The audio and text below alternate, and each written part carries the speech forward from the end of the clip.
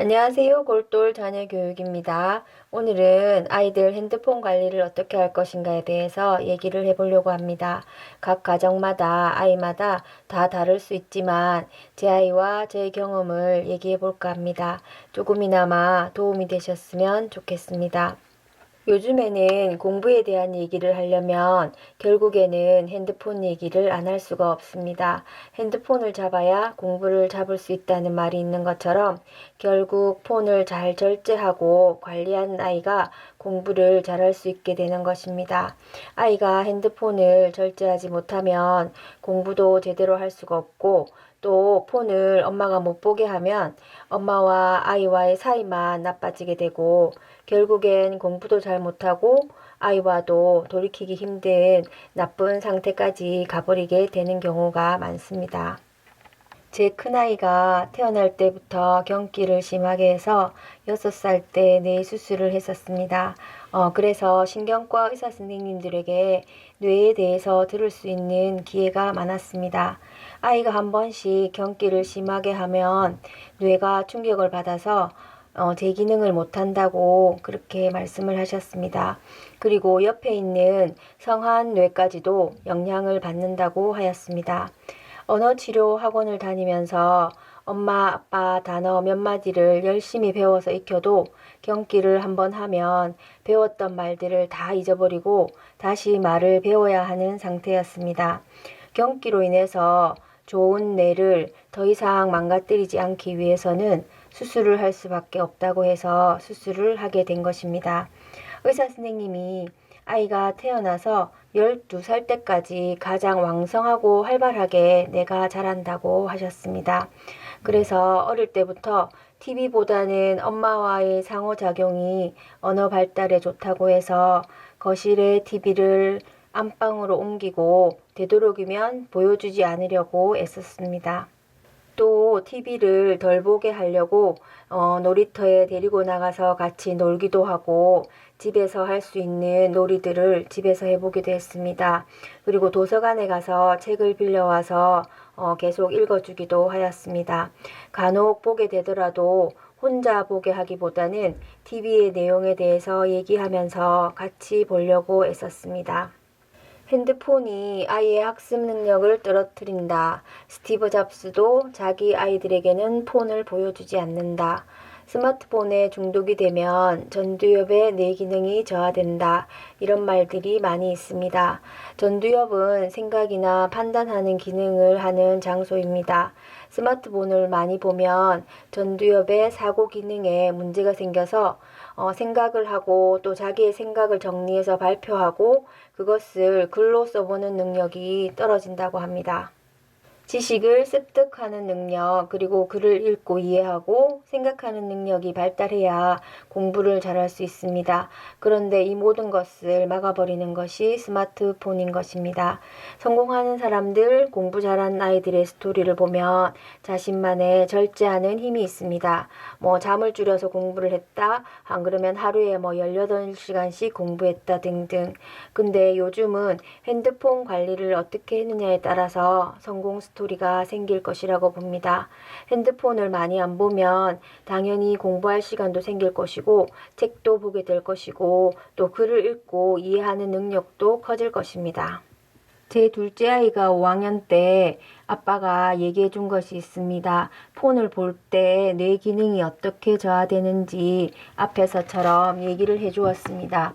또 아이에게 늘 말해 주었던 것이 있습니다. 누나는 공부를 하고 싶어도 뇌 수술을 했고 또 많이 아파서 공부를 할 수가 없는데 넌 좋은 머리와 두뇌를 가지고 태어났는데 너의 게으름 때문에 또 절제하지 못하는 것 때문에 공부를 안 한다면 누나에게 엄청 미안해해야 한다고 얘기했습니다. 그리고 목표를 정하고 목표를 이루기 위해서는 하고 싶은 것도 참고 미루고 또 보고 싶은 것도 참을 수 있어야 한다고, 그래야 그 목표한 것을 이룰 수 있고 나중에 더 큰 기쁨을 얻을 수 있다고 얘기해 주었습니다.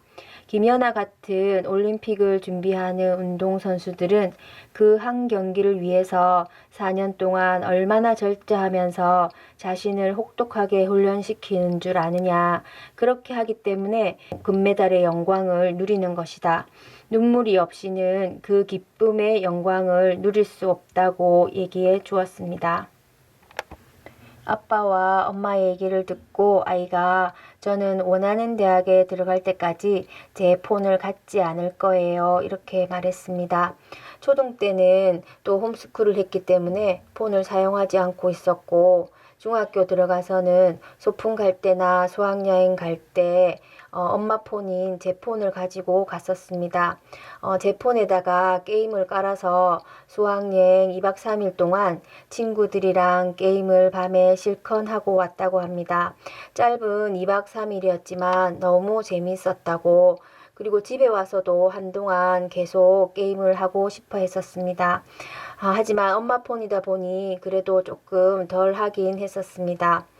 시험이 끝나고 나면 한 이틀 정도 TV 보기, 또 게임하기, 영화도 보러 가고, 또 실컷 자기, 또 친구들과 축구하기를 하고 다시 공부를 하곤 하였습니다.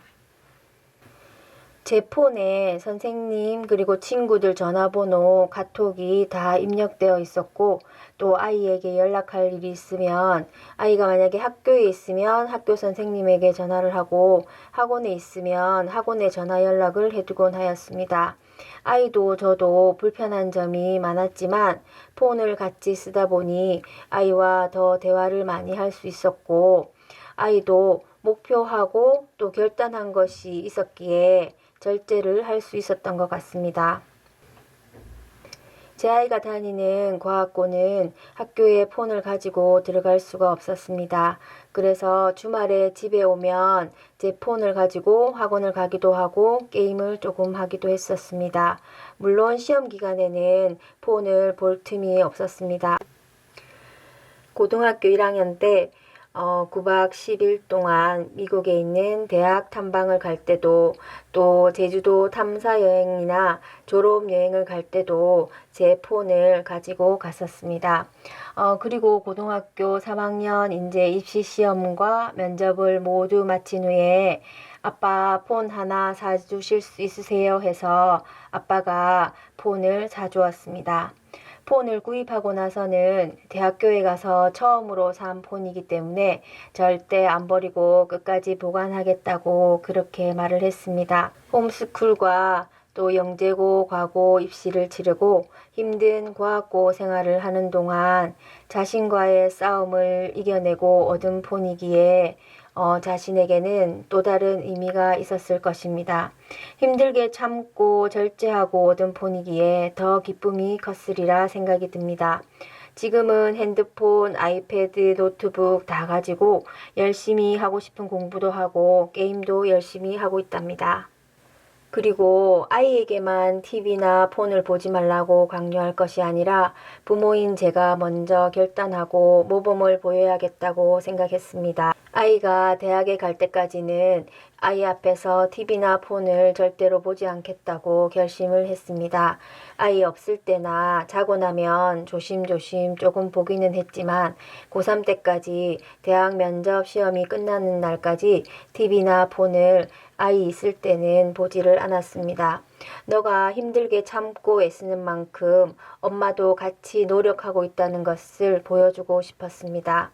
엄마가 TV나 폰을 보고 있으면 아이들도 얼마나 보고 싶겠습니까?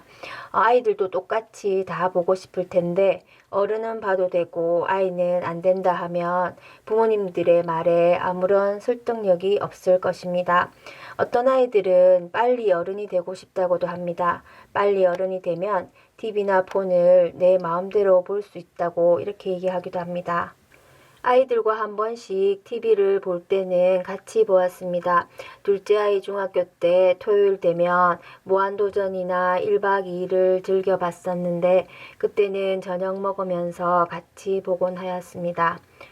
사실 작년에 50견이 와서 50견 치료 운동을 찾아본다고 유튜브 보기를 시작을 했었는데 운동은 몇 번 볼까 말까 하고 유튜브에 왜 그리 다른 재미있는 것들이 많은지 또 알아서 내가 흥미롭게 생각하는 것은 찾아서 보게 해주는지 TV는 그냥 그때 보고 시간이 지나면 못 보는데 유튜브는 계속 보게 되니까 어른들도 그 유혹을 뿌리치기가 쉽지 않을 것 같았습니다. 아직 절제력이 없는 아이들은 얼마나 계속 보고 싶을지 어찌 보면 폰을 가지고 있으면 계속 보고 싶은 것이 당연하다는 생각이 들었습니다. 저도 알람 설정 1시간을 해두었었는데요. 1시간이 얼마나 빨리 지나가 버렸는지 특히나 잘 때 혹시나 침대 위에 폰을 가지고 들어가면 자기 전에는 피곤해서 금방 쓰러질 것 같아도 폰을 들고 잠자리에 누우면 또 계속 보게 되는 나 자신을 발견하게 됩니다. 자러 갈 때는 침대에 폰을 들고 들어가면 안 되겠구나 생각을 했습니다. 아이들도 마찬가지일 것입니다. 이것만 보고 자야 되겠다 하는데 또 재밌는 게 나오고 또 나오고 하다 보면 자는 시간이 늦어지고 아침에 일어나기 힘들고 또 학교에 가면 수업 시간에 꼬박꼬박 졸다가 오고 학교 수업을 제대로 못 들으면 공부는 못하게 될 수밖에 없는 것입니다. 폰이 있는 아이들은 꼭 자기 전에 부모님께 드리고 잠자리에 들도록 해야 합니다. 근데 이것도 사실 실천하기가 쉽지가 않습니다. 그래서 스마트폰을 사주고 매일 싸울 거라면 차라리 없는 상태에서 해보는 데까지 버티어보라고 말하기도 합니다.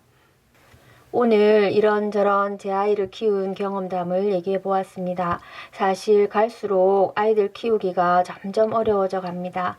그렇다고 그냥 내버려 둘 수도 없고 힘들고 어렵지만 포기할 수 없는 우리 아이들 조금 더 힘내어서 같이 해봤으면 합니다. 제 얘기가 조금이라도 도움이 되었으면 좋겠습니다. 감사합니다. 그리고 끝으로 아빠가 아이에게 폰을 사주고 기념으로 찍어둔 영상을 부끄럽지만 올립니다. 같이 봐주셨으면 좋겠습니다.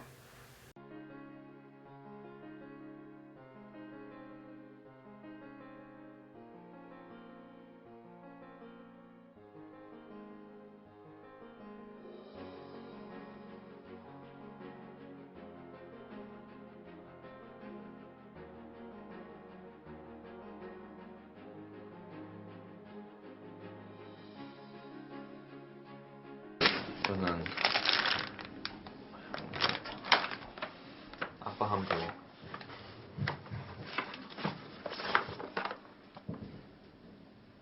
보조 배터리 이거 맞죠? 아닌데? 다른 거네. 이건 뭐지?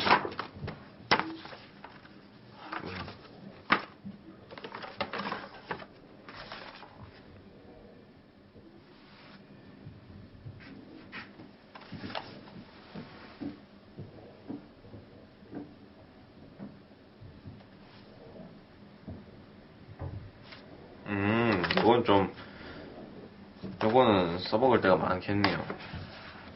왜?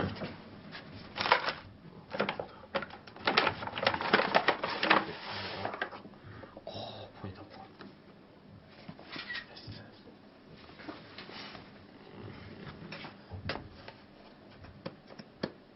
어떻게 되냐?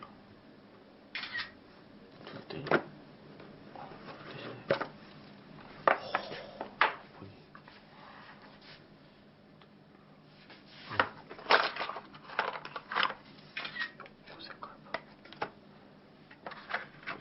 충전기랑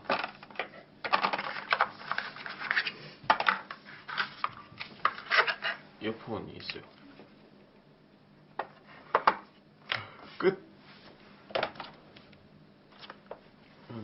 네, 버리고 계신.